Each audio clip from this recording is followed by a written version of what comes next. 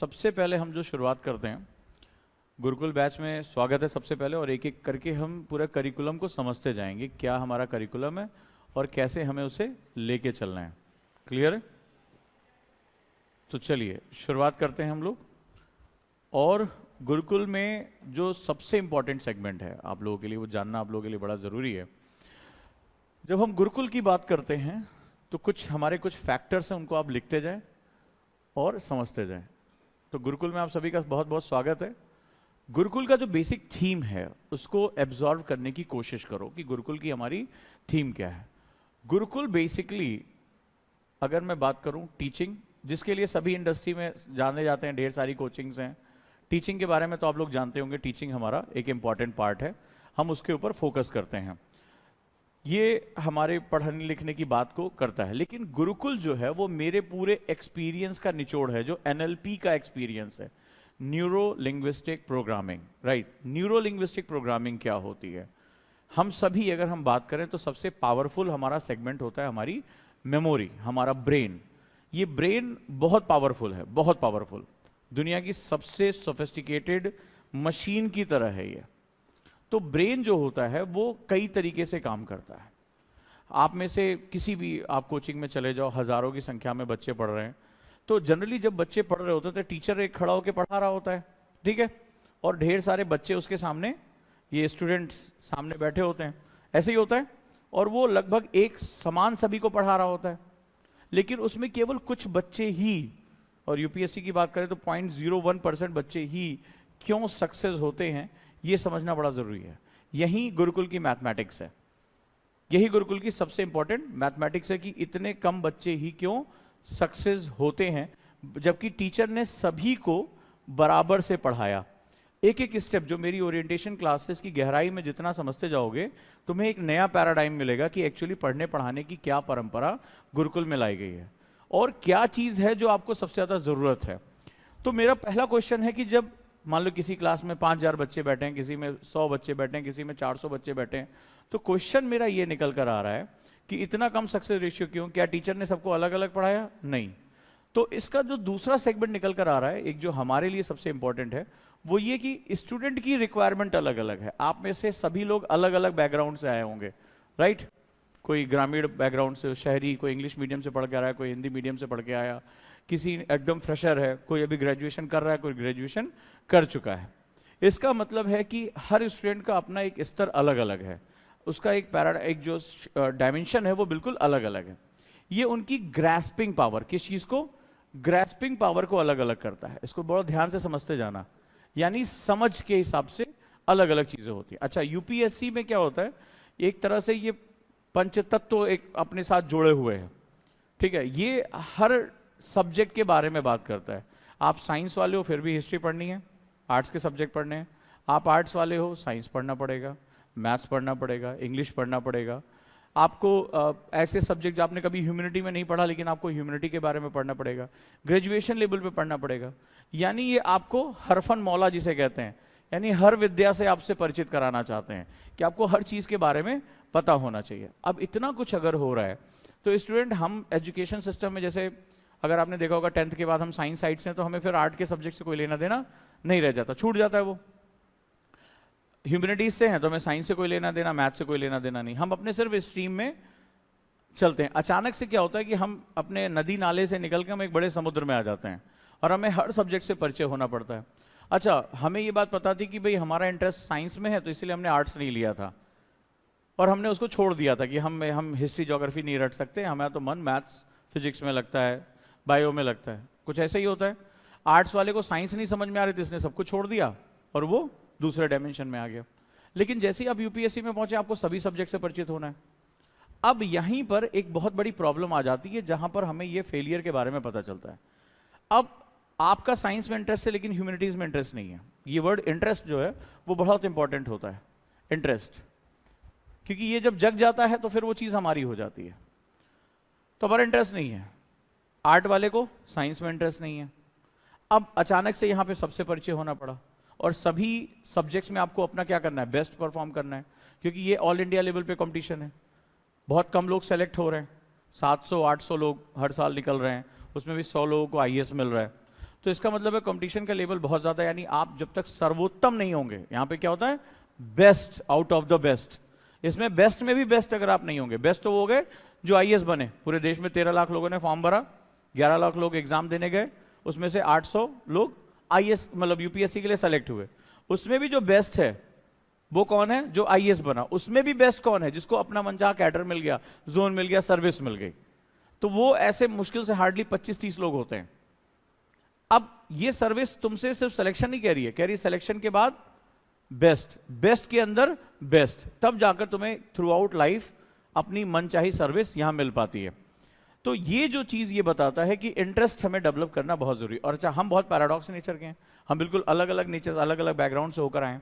अब हमें क्या करना होगा, किसी भी कोचिंग संस्थान में एक होता है, भाई तुम्हें इतना टाइम दिया गया, कोर्स शुरू, button start, day 1 history, geography, polity, day 1 शुरू। अब इसमें बहुत ढेर सारे क्वेश्चनिंग माइंड होते हैं, जिनका बैकग्राउंड, कोई यही सोच रहा है, मैथ से पढ़कर आया है, पीसीएम ग्रुप से, अचानक से उसके सामने लड़ाइयाँ शुरू हो गई, पानीपत की, हल्दी घाटी की। अब वो बड़ी देर तक इसमें लॉजिक, उसको आदत हो गई लॉजिक ढूंढने की, फॉर्मूले ढूंढने की, अब इसमें उसको मिल नहीं रहा है। अब उसका दिमाग हो रहा है खराब कि मैं ये पढ़ क्यों रहा हूं, मैं इसके बारे में क्यों, मुझे क्या लेना देना हल्दी घाटी युद्ध से। अब उसके दिमाग में बड़ी दिक्कतें आनी शुरू हो गई। फिर वहां से क्या होता है, जब ये दिक्कतें आती है, वो लॉजिक नहीं डेवलप कर पा रहा है, तो क्या होगा, वो अपने सब्जेक्ट से दूर भागना शुरू कर देता है। जब अपने सब्जेक्ट से वो दूर भागता है तो फिर उसमें डिसइंटरेस्ट क्रिएट हो जाता है।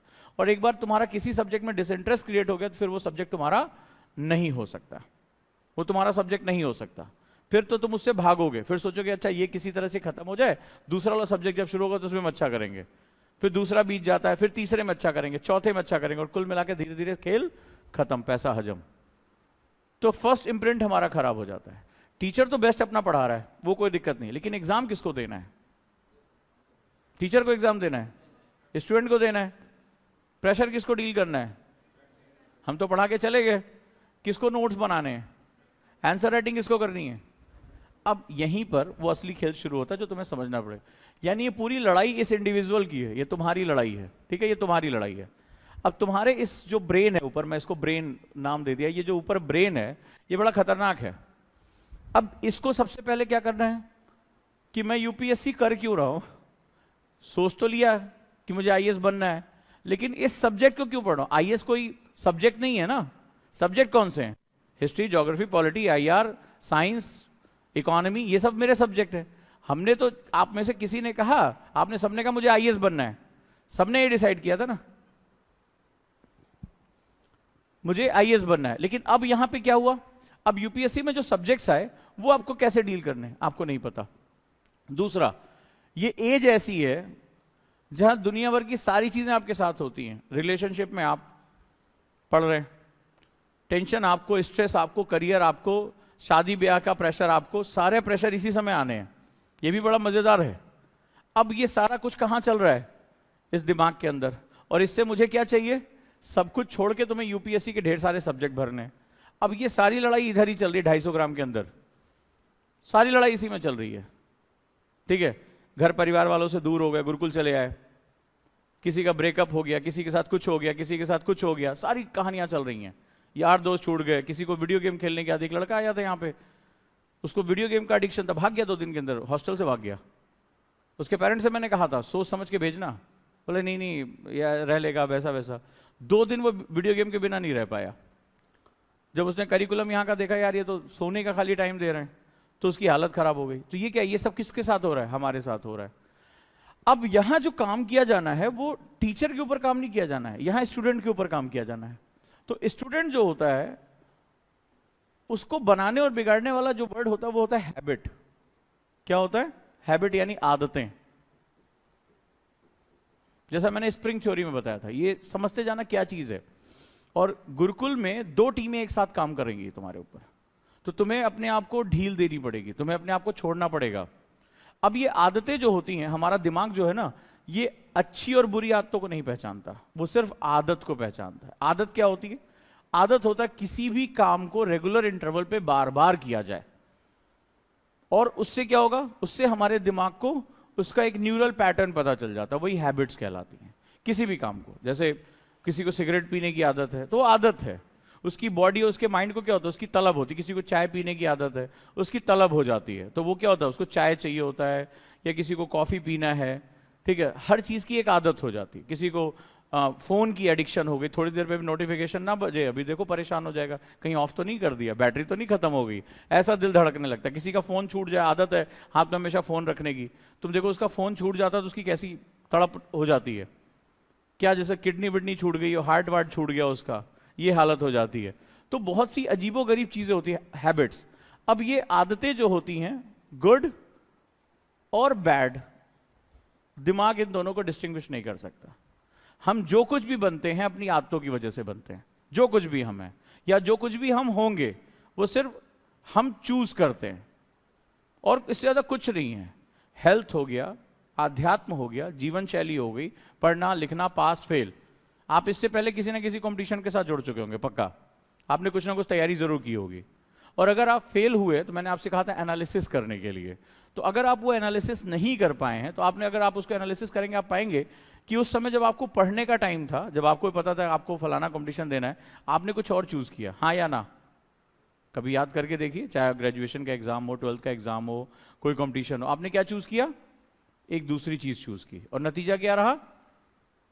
हम वहां से दूर हो गए, जो हमें मिलना था हमें नहीं मिला।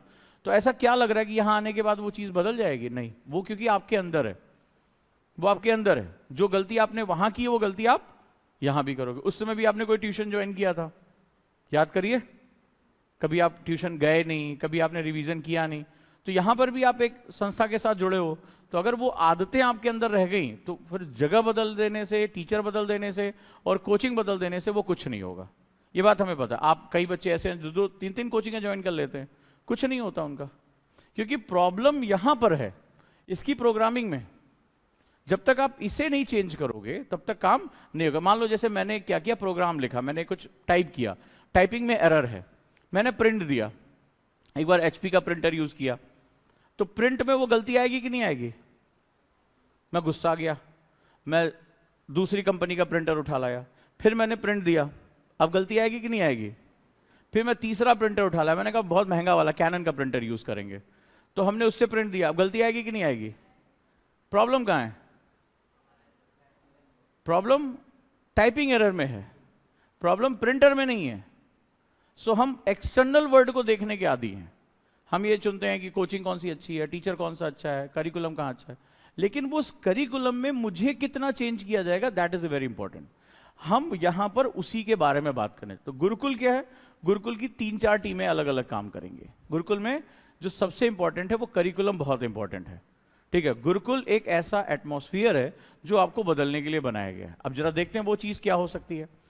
तो जैसा मैंने बताया कि हम अगर सक्सेस लाइफ में करते हैं तो सक्सेस कुछ और नहीं होती। सक्सेस की डिफिनीशन अगर पूछा जाए तो सिर्फ सेलेक्टिव, चुनिंदा, सेलेक्टिव गुड हैबिट्स होती है, और कुछ नहीं है। सक्सेस यही है, क्योंकि ये हैबिट क्या काम करता है। अब जरा ध्यान से सुनो, ये दुनिया का सबसे बड़ा साइंस है। इसको आइंस्टाइन ने कहा था दुनिया का 8वां सबसे बड़ा अजूबा। इस बात को अगर आज तुम यहां से क्लास से समझ गए तो तुम्हें गुरुकुल का 1 साल का करिकुलम समझ में आ जाएगा, गुरुकुल कैसे तुम्हें ट्रांसफॉर्म करने जा रहा है। और इस चीज को बहुत ध्यान से समझने की कोशिश करना। Selective good habits, when I use the word selective, यानी कि चुना हुआ, चुना हुआ। तो सेलेक्टिव जो होता है अनकॉन्शियस नहीं होता है, इट इज कॉन्शियस। आप किसे चुनते हैं? जिसके बारे में आप जानते हैं। जैसे आप कपड़े खरीदने गए तो ऐसे थोड़े ना होगा आबरा का 1 2 3 4 5 10वें नंबर पे जो कपड़ा आएगा हम ले लेंगे, ऐसे चुनते हो। जूते खरीदने गए तो बोले आबरा का डबरा लूडो आया 6 में तो हम ये वाला जूता उठा लेंगे, ऐसे चुनते हो किसी चीज को। जब आप किसी चीज को चुनने जाते हो तो आपके दिमाग में क्या होता है, बताओ। सबसे ऐसे थोड़े ना जरूरतें पूरे, जरूरत जूते वो पैर में तुम वो कपड़े बांध लो, अफ्रीका के लोग बांध के घूमते, जरूरतें पूरे नहीं हो जाएंगी। कौन से जूते के साथ तुम्हारी जरूरतें ऐसी पूरी हो रही? सबसे पहले जब आप जूता खरीदने जाते हो सबसे पहले आप देखते हो आपकी जेब में कितना है। नहीं, ऐसा नहीं करते। इसका मतलब कभी खरीदारी नहीं की। मान लो कोई पर्स खरीदने जा रहा है तो सीधे प्रादा के पर्स पे कूद जाते हो क्या? जेब में पता चला 500 रुपए है, रक्षाबंधन पे मिले भाई ने दिए, तो प्रादा के पर्स पे थोड़े ना कूदोगे, उसकी कॉपी ढूंढोगे ना कि हमें ये चीज चाहिए। फॉर एग्जाम्पल सबसे पहले आप अपना बजट देखते हो, फिर अपना इंटरेस्ट देखते हो। मान लो जैसे आपको हरा कलर पसंद है, आपको नहीं हो सकता पसंद हो, तो आप अपनी चॉइस को रखते हो ना। हम सेलेक्ट कैसे करते हैं चीज़ों को, फिर उसके बाद हम अपनी नीड्स देखते हैं, हमारी ज़रूरत क्या है। मान लो किसी को कोचिंग के सामान रखना है, उसमें किताबें रखनी है, कुछ रखना है, तो उसको बड़ी जगह चाहिए होगी, पर्स में या बैग में। किसी को नहीं, खाली शो ऑफ करना है कि भाई पार्टी में जाना है, तो उसका पर्स अलग होगा, तुम देखना ध्यान से। ऐसे ही होता है जब कोई रेगुलर यूज़ के लिए उसमें देखेगा कितनी चैन है, सिंगल चेन नहीं डबल चेन चाहिए, चोरी पैसे रखने की भी जगह चाहिए, सामान कितना आएगा, नीचे से वो खोल के देखते हैं। कभी देखना लेडीज लोगों को पर्स खरीदते हुए, तो वो नीचे से खोल के देखते हैं, भैया कितना चौड़ा है, पूरा पर्स खोल के दिखाओ। लेकिन जब किसी को शो ऑफ खाली करना होता तो वो क्या होता है, छोटा होना चाहिए, हैंडी होना चाहिए, चमकदार होना चाहिए, फोटो में अच्छा आना चाहिए। तो क्या होता है, नीड्स के हिसाब से हम चुनते हैं। तो सिलेक्शन जो होता है उसमें हम अपनी कॉग्निटिव, क्या कौन सा ब्रेन का कॉग्निटिव फंक्शन यूज करते हैं। ये क्लासेस आपको पूरी तरह से बदल के रख देंगी। आपको अपने बारे में पता ही नहीं है, आपको लगता है कि पढ़ा दिया, पढ़ लिया और सक्सेस हो गए। तो मेरा वही क्वेश्चन है कि हर क्लास में टीचर सबको बराबर पढ़ा रहा है, सक्सेस सबको क्यों नहीं मिल रही है? क्योंकि हम ये जानते नहीं कि हमारा ब्रेन कैसे बिहेव करता है। तो जब हम कोई चीज खरीदने जाते हैं तो हम बहुत कॉन्शियस होते हैं उस चीज के लिए, कॉग्निटिव लर्निंग करते हैं, इमेज बनाते हैं कि ये पर्स पहन लेंगे या जूता जब खरीदेंगे तो कैसा लगेगा। अब मान लीजिए आप फॉर्मल पहनने के आदी हैं, तो क्या आप मुझे बताइए वो जो कपड़े वाले जूते आते हैं वो खरीदोगे? तो आप क्या करते हो, आप उसमें लेदर शूज, फॉर्मल शूज पहनते हो या कुछ भी पहन लोगे? और कोई पहनता तो तुम उसको कैसे ध्यान से देखते हो, देखो यार कैसे पहन के आया है, इसको तो कुछ सेंस ही नहीं है फैशन का। ऐसे ही होता है। तो आप सारी चीजों को इमेजिन करते हो। तो कॉग्निटिव लर्निंग, ब्रेन का बहुत इंपॉर्टेंट फंक्शन होता है कॉग्निटिव लर्निंग करना। अब आप आईएएस बनना चाह रहे हो, ठीक है, सिलेक्शन वर्ड का समझो, आप आईएएस बनना चाहते हो, तो अब इसी वर्ड को हम समझते हैं कि यूपीएससी मुझे क्रैक करना है। यानी आप जा रहे हो और यूपीएससी संस्था से कह रहे हो कि ये मेरा ड्रीम है, मैं इसको परचेस करना चाहता हूं। देखो इस संसार में हर चीज खरीदी और बेची जाती है, there is no free lunch in the world, संसार में कुछ भी मुफ्त नहीं है। तो आप गए और आपने यूपीएससी से कहा कि मुझे आईएएस बनना है। सेम ऐसे जैसे आपने कहा कि मुझे जूता खरीदना। अब जरा देखो, बहुत कंपैरिजन करके देखो, यहां पे शू है, ठीक है, या बैग है, और इधर यूपीएससी। मैं तुम्हें बहुत अच्छा कंपैरिजन करके दिखाता हूं। तो आप शू खरीदने कहां जाओगे? आपको जूता खरीदना है तो आप कपड़े की दुकान पे जाओगे? हाँ, नहीं, कहां जाओगे? जूते की दुकान पे। यानी तुम्हें पता है कि मुझे एग्जैक्टली कहां जाना है, ठीक है, कहां जाना है। अगर खरीदना है तो यहां जाना है, नहीं तो फिर मंदिर मस्जिद जाना है, अगर खरीदना नहीं है जूता चाहिए तो, ठीक है। तो ये एक अलग सेगमेंट है। लेकिन आपको पता, तो यूपीएससी, मुझे कहां जाना है? यूपीएससी। तो यूपीएससी आपको कैसे पता चला कि मुझे जो जूता है वो मुझे जूते की दुकान पे मिलेगा? Your previous learning. आपको बताया, आपके पेरेंट्स ने बताया, आपके जो भी समाज है उसने आपको बताया, आपके दोस्तों ने बताया। सेम जब हम शुरुआत करते हैं, वी नीड मेंटर्स, ठीक है, वी नीड मेंटर्स या टीचर्स या गाइड, कुछ भी नाम दे दो इसको, टीचर्स, कि ये हमें आईएएस बनना है तो हमें क्या करना पड़ेगा, ठीक है, हमें क्या करना पड़ेगा। स्टेप 1, तो सबसे पहले नो अबाउट दिस यूपीएससी, इसके बारे में तुम्हें जानना जरूरी है, ठीक है। तो आप क्या हुआ, आपको यह पता होगा कि यूपीएससी के थ्रू हम आईएएस बनते हैं, के थ्रू आईएएस बनते हैं। जैसे आप गए जूते की दुकान पे, आपसे किसी ने कह दिया जूता जूते की दुकान पे मिलेगा। अब आप पहुंचे और वहां बैठ गए, बोले जूता दे दो। मान लो उसने एक आध जूते तुम्हें दिखा भी दिए, पसंद भी आ गया, लेकिन तुम्हें इसके बदले क्या चुकाना पड़ेगा? और तुम लड़ने लगे, नहीं, मुझसे तो चाचा ने बोला था कि जूते की दुकान पे जाके जूता ले लो, उन्होंने ये थोड़े ना कहा था इसके बदले हमें पैसा भी देना पड़ेगा। तो क्या जूता मिलेगा? दूसरे तरीके से मिल सकता है, लेकिन वो नहीं मिलेगा। कुल मिला के अगर कहा जाए तो ये लॉजिकल नहीं है। तो इसका मतलब है कि मैं आईएएस बनना चाहता हूं, हम ये बहुत ईजिली कह देते हैं, बट सवाल है कि इस सपने को खरीदने के लिए या पाने के लिए मुझे क्या कीमत चुकानी पड़ेगी। सेकेंड इन बड़ा इंपॉर्टेंट है, कीमत। कई बार आप कुछ सामान खरीदने गए होंगे, पसंद आपको बहुत आया होगा, लेकिन जैसे उसको पे करने की बारी आई, किसके साथ ऐसा हुआ है, बजट ने अलाउ नहीं किया, बजट ने अलाउ नहीं किया, और फिर हमने उसकी जगह कुछ दूसरा पसंद कर लिया मन मार के या उसके आसपास। कितने लोगों के साथ ऐसा हुआ है? कुछ भी कपड़े, जूते, XYZ कुछ भी खरीदने गए हो, हुआ है ऐसा? बहुत बार हुआ है, ठीक है, मन मार के अरे ठीक नहीं है यार, बाद में देखेंगे, या लगा अंदर हाथ डाला, अरे सेल वेल कब आएगी, तो पूछ के हम चले गए, ऐसा हुआ है। सेम चीज यहां बड़ी इंपॉर्टेंट है। इसका मतलब है कि जो चीज हम हासिल करना चाहते हैं उसके लिए मुझे क्या कीमत चुकानी है, ये हमें डिसाइड करना होगा, ये हमें प्लान करना होगा। क्या करना होगा? प्लान। जैसे अगर आपने देखा होगा कोई अमीर आदमी है जिसने लाइफ में पैसे कमाए, सक्सेस कमाई है, तो वो जाता है हाँ ये पैक कर दो, वो टैग नहीं देखता है, उसको वो चीज चाहिए होती है, कम टाइम में उसको हासिल करना होता है, क्योंकि वो इस चीज को खरीदने की हैसियत अपनी बना चुका। अब इस वर्ड को, जो हैसियत वर्ड मैंने कहा है, ये बहुत इंपॉर्टेंट होता है, क्योंकि यहीं से एक बड़ी कहावत आती है, beggar are not choosers. Beggars are not choosers. जो भीख मांगने वाले होते हैं वो कभी चुनाव नहीं कर सकते, चुनने वाले हमेशा विजेता होते हैं। तो इस पूरे गेम में जब हम यूपीएससी की प्रिपरेशन करेंगे तो सबसे पहले मुझे ये जानना है कि यूपीएससी है क्या, ये कैसे एग्जाम कंडक्ट कराता है, मैंने मुझे अपना सपना कैसे परचेज करना है, मुझे आईएएस बनना है तो मुझे कैसे प्रक्रिया पता होनी चाहिए। दूसरा कि मुझे इस दौरान क्या कीमत देनी होगी। मेरा जितना भी एक्सपीरियंस है एज एन एनएलपी ट्रेनर, मैं जानता हूं कि 99% बच्चे सिर्फ इसी स्टेप की वजह से फेल होते हैं। 99% बच्चे, जितने भी स्टूडेंट की मैं काउंसलिंग कर चुका हूं, हजारों की संख्या में जितने लोगों की मैं ट्रेनिंग कर चुका हूं, 99% बच्चे सिर्फ इसी वजह से फेल होते हैं, उन्हें कीमत नहीं पता होती है। वो ये चाहते हैं, वो जूता चाहते हैं, हाँ मैंने पिक्चर में देखा वो हीरो ने पहना था, मुझे भी वो जूता चाहिए, लेकिन जब उनसे कहा जाता है कि जाके तुम इस जूते को परचेस करो, तो उनके पास उसकी कीमत नहीं होती है, तो फिर वो क्या होता है, लौट आते हैं। सेम चीज यहां होती है। तो ये चीज तो हम ज्यादातर, हमें टीचर्स और कोचिंग सब बता देती हैं कि हमारी चाहत है, बट एग्जैक्टली क्या चीज होती है कि इसके लिए तुम्हें कीमत कितनी चुकानी है। बात तो आप समझ चुके हो कि बिना कीमत के वो सामान तुम्हें नहीं मिलेगा।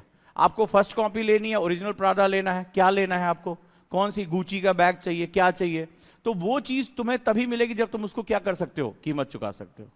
There are very few who know the cost, और वो अपनी एलिजिबिलिटी को इतनी बढ़ा चुके होते हैं, अपनी योग्यता को इतनी बढ़ा चुके होते हैं कि उन्हें दी जाने वाली कीमत की कोई परवाह नहीं होती। जैसे कोई अमीर आदमी आता है, वो कहता है ये पैक करो, ये पैक करो, ये कार्ड लो, जितना बिल हुआ भिजवा देना, ऐसे बात करते हैं, देखा होगा तुम लोगों ने। तो उनको इसकी परवाह नहीं होती। अंबानी जाके थोड़ा टैग देखेगा, 50% डिस्काउंट चल रहा है क्या तुम्हारा, उससे ज्यादा उसकी कीमत उसके समय की है।